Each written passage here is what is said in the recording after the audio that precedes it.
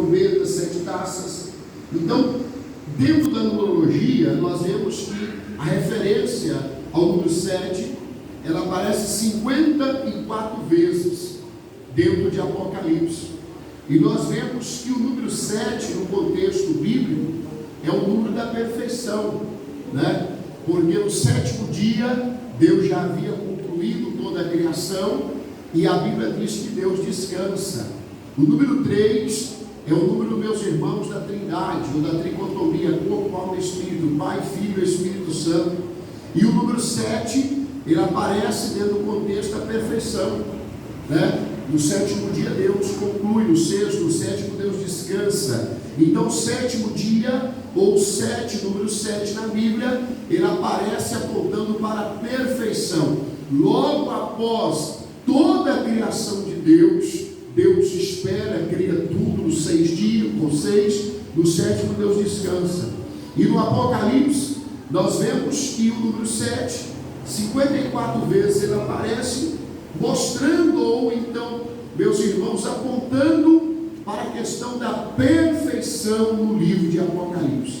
Ele é tão apresentado em Apocalipse, mas ao mesmo tempo ele aponta, ou ele mostra a questão da perfeição da escatologia bíblica desde Apocalipse São João. Então, ele fala sobre esta questão do 7, que é a perfeição, que é algo a qual Deus fez e mostrou e selou e sacramentou dentro da questão da perfeição.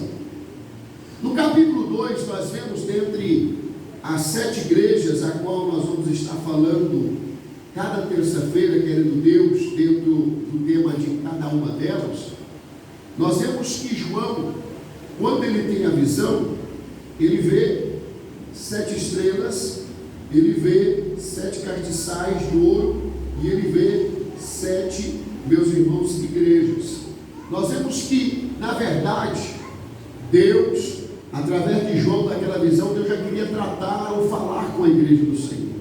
Quando João, ele fala sobre esta igreja, ele está dando aqui, meus irmãos, uma representação da igreja de hoje também. Porque quando fala do 7, Espírito fala da presença de Deus também dentro da casa do Senhor.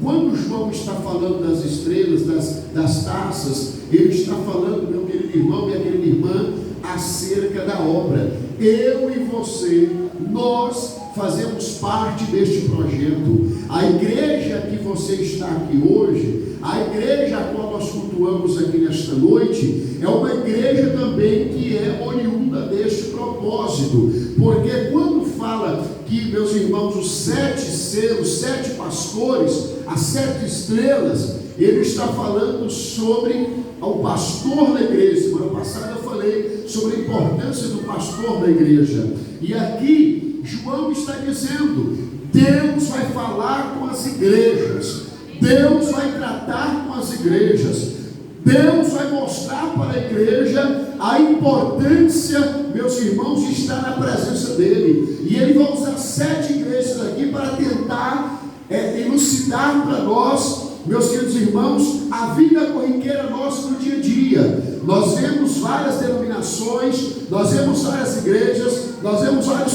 povos que se intitulam povos de Deus, e muitas vezes, meus irmãos, quando nós aprofundamos nas Escrituras, nós vemos que a palavra de Deus, ela fala conosco acerca da fidelidade. E muitas vezes nós achamos que a igreja de outrem, meus irmãos, são pessoas que estão fora, mas muitas vezes nós estamos dentro de uma igreja que tem um propósito, mas a nossa conduta nos leva para estar fora da igreja que tem um propósito com Deus.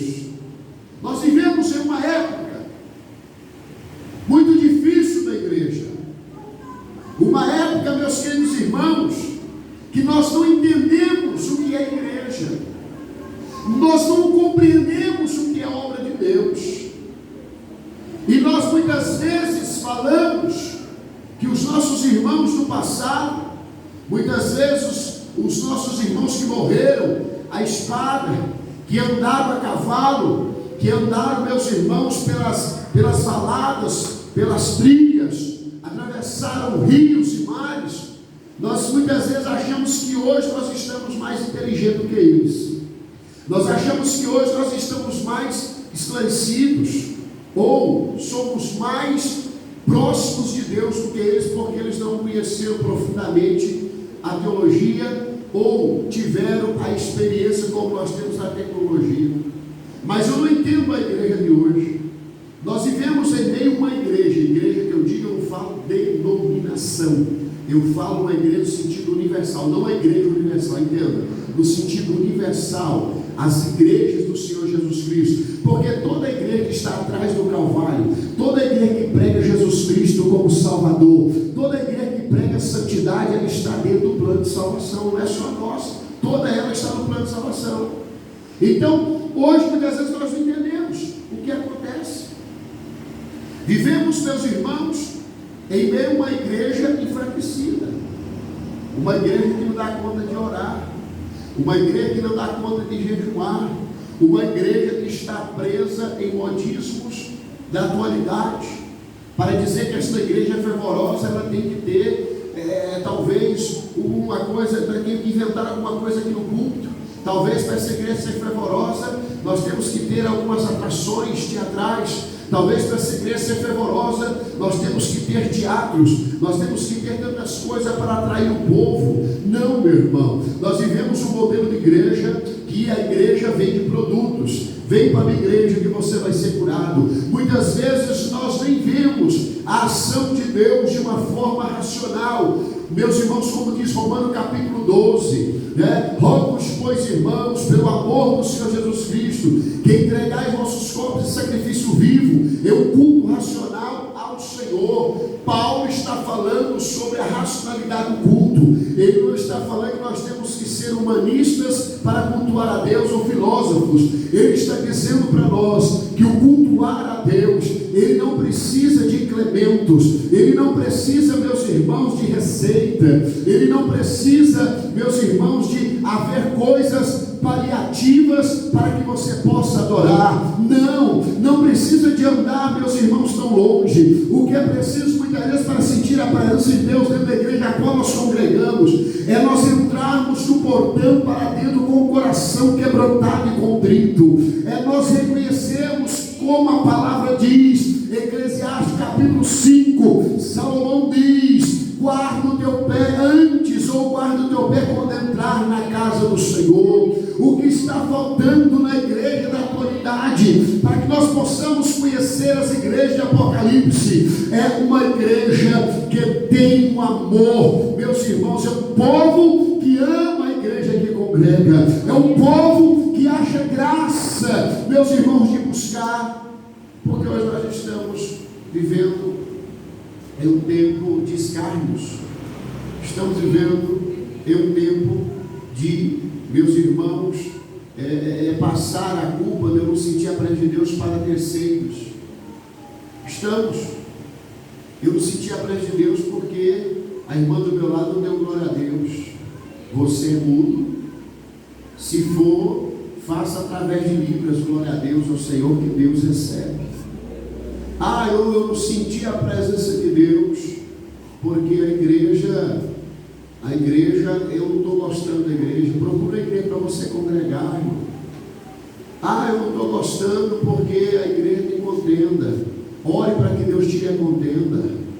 Nós vivemos em um contexto que nós atribuímos culpas a terceiro por sentir a presença de Deus, e muitas vezes nós não procuramos. Meu irmão, eu ouvi certa feita uma ilustração de um pastor, um irmão que reclamava muito da igreja. Ele via tudo, ele via criança, ele via defeito em tudo. E o pastor um dia fala para esse irmão: pega esse copo, pastor, vou sair da igreja, eu não suporto mais, eu não aguento mais essa igreja é terrível, eu não sinto a presença de Deus.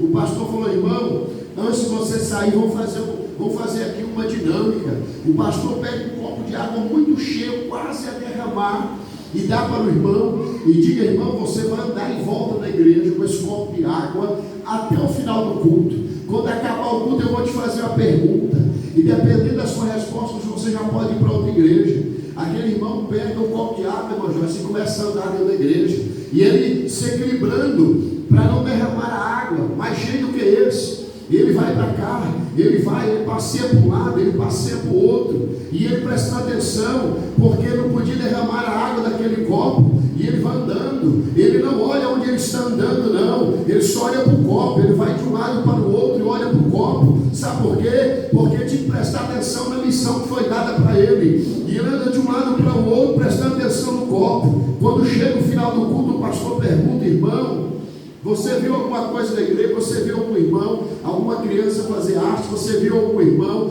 você viu alguma irmã fazer alguma coisa de errado? Não, pastor, está prestando atenção no copo para a água não derramar. O irmão falou, o pastor então disse para aquele irmão: irmão, se você vir para a igreja prestando atenção em Jesus Cristo, você não vai ver a criança, você não vai ver o jovem, você não vai ver a irmã que talvez te passe, não te dá a paz do Senhor, porque você vai estar prestando atenção no copo cheio. Jesus falou para aquela mulher samaritana dizendo: se você beber da água que eu tenho para te dar, você não vai ter mais sede. Sabe o que acontece conosco, irmão? É porque nós andamos olhando de um lado para o outro, e em vez de olhar para Cristo, se você olhar para mim, você vai ver um homem falho, um homem pecador. Mas se você olhar para o Cristo que eu sirvo, você vai ver a glória de Deus na minha vida, você vai ver a glória de Deus na vida do irmão ou da irmã que está ao teu lado. Eu estou dando essa introdução para nós entrarmos sobre a igreja. O que é igreja? A palavra igreja, meus irmãos, quer dizer eclésia. Eclésia quer dizer chamados de dentro para fora, chamados no meio de um mundo corrompido para fora dele. A igreja de Jesus, ela é fora do sistema. A igreja de Jesus, ela é fora do mundanismo. A igreja de Jesus, ela é fora do pecado, fora da prostituição, fora do adultério, fora da mentira, fora dos vícios, fora do mundanismo.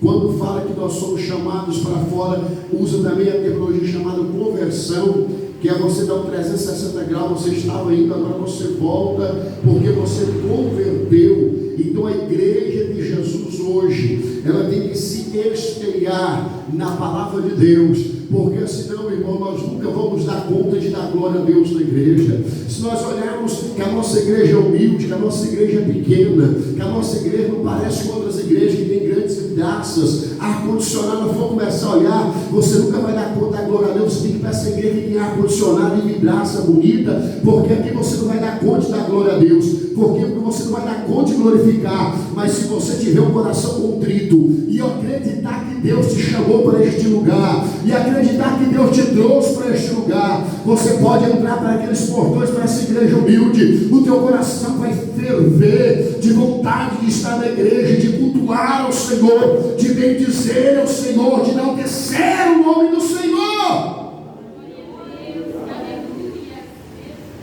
Depende de nós. Qual é a fonte de motivação nossa? Então ele fala sobre as igrejas. Verso 2, abre sua Bíblia, capítulo 2 de Apocalipse. Verso 2: eu sei as tuas obras e o teu trabalho e a tua paciência, e que não pode sofrer os maus. Puseste à prova os que dizem apóstolos e não são. Puseste à prova o que diz ser apóstolo e não são, e tu os achaste mentirosos. A igreja, meus queridos irmãos, de Éfeso, foi uma igreja entre as sedes da Ásia Menor. É uma igreja alicerçada, meu querido irmão, minha querida irmã, na palavra. Como, pastor, havia outras igrejas no Apocalipse? Na Ásia havia. Uma delas foi Colosso, que não entrou. Havia outras igrejas. Pastor, mas por que outras igrejas não entraram, só entraram essas 7? Irmão, tem coisas que só Deus pode nos explicar. Tem coisas que somente Deus pode nos revelar. Então, se Ele quis falar somente através dessas 7 igrejas, nós vamos estar estudando somente sobre essas 7 igrejas. Nós vemos que entre essas igrejas, meus irmãos, elas tinham uma proximidade uma da outra, cerca de 55 quilômetros de distância uma da outra. Havia um mistério grande na aproximação dessa igreja de uma da outra, a qual é destinada essas cartas. E nós vemos que em Éfeso, meus irmãos, Éfeso, Minas, Pérgamo, havia templos onde eram celebrados cultos a imperadores romanos. Meus irmãos, então nós vemos que Deus, quando Ele fala com essas igrejas de Éfeso, Esmirna, Pérgamo, Tiatira, Sardes, Filadélfia e Laodiceia, nós vamos saber que essas igrejas, meus irmãos, elas estavam situadas. O André é bom de geografia, ele é professor de geografia, ele sabe até nos explicar sobre isso. Elas eram situadas na Ásia Menor, hoje na região ocidental da Turquia. São regiões hoje, eu nem sei se existe, meus queridos irmãos, algum vestígio desse povo que presenciou aqui a seca da escritura das 7 igrejas do Apocalipse. Mas existe a região da Turquia, onde ainda está, meus irmãos, marcado naquele lugar acerca das 7 igrejas. E aqui nós vemos que a igreja de Éfeso, quando, sim, isso, fala aí, o André, fique em pé para nós ouvir melhor. Isso. Pelo que o livro de Daniel fala, através dos 10 chifres, vou falar em Daniel, porque quando o Império Romano ele cai, a primeira parte do Império Romano é o Império. Hoje nós estamos no Império Papal. Roma é o Império Papal. Só dando a informação para vocês entenderem. Para derrubar o Império Romano, foi levantar 10 nações. Alemanha, Inglaterra, tinha outros nomes. Uma dessas, eu estava estudando há 2 semanas atrás, está nessa região aí. O que acontece? Ela foi banida, ela foi juntada ali. Esse povo hoje ele é considerado europeu, mas foi banido. O que acontece? Esse pessoal, a grosso modo, era tido como tribos, não como nações. E foi esclarecido todinho na troca de impérios.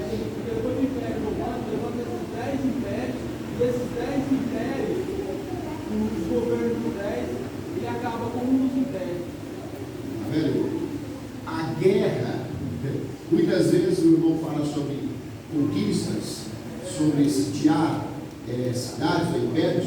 Toda a história bíblica, ela se demanda dentro dessa questão, irmãos. Pode ver quando o povo conquista Jericó, quando o Senhor dá ali o Mar Vermelho, eles passam e o Senhor entrega as terras para eles. Todas as terras foram conquistadas, povos foram conquistados. Israel, por várias vezes, ou 3 principais cativeiros que Israel passou, foram cativeiros terríveis, a qual destruíram toda a cultura, pegaram os nobres, levaram, como nós estamos vendo na revista Escola Dominical, para que houvesse, meus irmãos, a destruição. Mas Deus nunca deixou, porque sempre Deus trouxe o remanescente para dar vitória. Vamos aqui, verso de número 2. Ele fala sobre as suas obras. Interessante que a terminologia, eu conheço, eu sei as tuas obras, elas são palavras, são terminologias usadas por João, e ela vai te percorrer todas as igrejas. Eu conheço as tuas obras, eu sei as tuas obras. E aqui o Senhor está dizendo: porque eu sei as tuas obras e o teu trabalho e a tua paciência. Meu irmão, Deus conhece a nossa vida, não se engane. Deus conhece o que nós fazemos no nosso dia a dia, para com a nossa família, para com a sociedade, para com, meus irmãos, o governo e principalmente para com a igreja. Deus sabe, Deus conhece. Então, quando ele diz: eis, eu conheço as tuas obras, o Senhor está dizendo: eu sei que hora você tomou café da manhã, eu sei que hora você entregou o jejum, se jejuou, eu sei que hora você tomou banho, que hora você saiu do banheiro, eu sei que hora que você largou o teu trabalho, eu sei com quais pessoas você conversou, eu sei os assuntos que foram conversados, eu sei. O Senhor está dizendo: eu conheço as tuas obras. Obra aqui é vida, é segundo, é horário, é respirar nosso. E ele está dizendo: eu conheço. Então Jesus está dizendo para aquela igreja, para a igreja de Éfeso: eu conheço as tuas obras. E Jesus fala para nós hoje: eu conheço as tuas obras. Irmão, irmã, não vamos contextualizar o nosso dia a dia. O horário que levantei, com quem eu falei, quanto tempo eu orei, se eu não orei, se eu li a Bíblia, se eu tive entusiasmo de vir ao culto ou não. Vamos falar dentro da obra do Senhor. Eu conheço as tuas obras. Aqui ele está falando diretamente dentro da igreja. Eu pergunto para você e pergunto para mim: como tem sido a nossa adoração? Como tem sido o nosso culto? Como tem sido o nosso trabalho prestado ao Senhor? Você que tem um cargo, você que tem uma função, você que tem um chamado, você que Deus te designou para algum propósito. Pastor, eu não tenho cargo, eu não tenho chamado, eu estou aqui apenas na igreja. O Senhor está perguntando para você, dizendo: eu conheço a tua oração, eu sei como você ajoelhou, eu sei como foi a tua oração, eu conheço a sinceridade do teu coração. Hoje nós temos que tomar cuidado quando nós entramos na casa do Senhor, quando nós temos um cargo, uma função. Só contar um testemunho, não sei nada disso. Só um minutinho, eu vou deixar o senhor. Por isso nós temos que tomar cuidado com as coisas que nós fazemos, com a nossa vida cotidiana, mas também com a nossa forma de servirmos o Senhor. Como você e eu nós temos servido ao Senhor? Qual tem sido o grau de comunhão, de intimidade, de sinceridade com Deus, ou até mesmo com a igreja onde nós congregamos? Porque isso aqui está falando voltado a congregações, a igreja da Ásia. Sabe que eu tenho exercido o meu trabalho, a minha função que Deus me deu com sinceridade, com esforço? Ou eu tenho feito as coisas da igreja quando dá? Vamos orar pela irmã Fulanina hoje. Aí a pessoa: não tive tempo de orar. Vamos jejuar pelo irmão Benedito hoje. Não tive tempo. Aí muitas vezes você foi escalado. Esse cara ali de obreiro, os cooperadores de água. Você foi escalado, ou você tem um cargo de liderança, ou de intercessor, ou intercessora. Será que nós estamos agindo com sinceridade? Será que nós estamos nos desgastando para cumprir o ofício? Se eu sou cooperador, diácono, ou irmã que coopera na obra, se eu sou um líder de departamento, será? Não, você foi escalado. Eu vou usar exemplo, as mães gostam de enfeitar as coisas, né? Você foi escalado para enfeitar ali. Será que eu fui lá e enfeitei com toda a dedicação, no horário certo, com o melhor, com alegria, fiz o melhor, como se eu estivesse fazendo para mim? Irmãos, hoje, eu vou deixar o presidente da colocação. Hoje, o que falta em nós é sinceridade com aquilo que Deus nos entrega. Por isso, o Senhor está dizendo: eu conheço as tuas obras. E não pensa um camarada chato, sou eu, para funções que ele é dado. Por exemplo, sou supervisor do estado de Goiás. Eu saio para fazer as viagens, represento o pastor. Quando a igreja local não tem, dinheiro meu. Saio, volto, lancho, quando dá dinheiro para lanchar. Eu não vou não, porque eu não vou fazer isso não. É igual a festa na Barra. 7 dias, 5 dias de festa na Barra. Tem gente que incomoda, irmão, com a gente, vê eu correr de um lado para o outro na Barra, e depois acha, irmão, que fazer festa é ficar sentado no fundo. Os irmãos, o senhor que faz sua esposa, ele foi lá, irmã, acha que dirigir festa é você designar: o Jarley faz isso, o Diácono Jarley, o presidente Emias, e eu vou sentar aqui no culto, vou ficar aqui no culto. Não, irmão. Pastor, mas se o senhor não fizer e deixar o povo fazer, o senhor não está sendo um bom líder, um bom gerente de situações. Não, irmão. Eu aprendi uma coisa: quando você tem que fazer uma coisa, você tem que estar junto. Você pode. Eu até subia lá na nave do templo, sentava um pouquinho e voltava. Né? Essa festa não, mas a outra festa passada nós tínhamos radinho de comunicação. Eu comunicava no colégio: está tudo bem aí? Hospedagem, chegou uma caravana. Pastor, pode liberar o almoço, pode fazer isso. Então, irmão, eu faço isso com alegria. Eu talvez, ao última festa agora foi essa agora, o pastor Raimundo, no último dia, o pastor Raimundo domingo, o nosso vice-presidente, o pastor Paulo. Mas só está meio, esse cara fechado. Eu falei, não é, pastor Raimundo. É porque, quando eu trabalhava na área da segurança pública, eu adquiri essa face meio fechada. E quando eu fico muito cansado, eu descalço o semblante, eu fico com a cara fechada. Parece que eu estou bravo, mas não estou bravo, estou cansado. Ah, não, então tá bom, pastor. Ele é muito amoroso, né, pastor, vice-presidente nosso? Não, então tá bom, pastor. Então, irmão, termina a festa, você pega, vai carregar a cadeira, vai carregar isso, vai carregar aquilo. Pastor, o senhor faz chorando. Não, irmão, não. Sabe por quê, irmão? Foi me confiado, foi me designado. Eu tive que sair daqui para ir lá cooperar. Mas, tudo que me foi colocado à mão, eu fiz do bom grado para a glória do Senhor Jesus. Então, o que falta em nós é isso. Eis que eu conheço as suas obras. Diga para ele, André.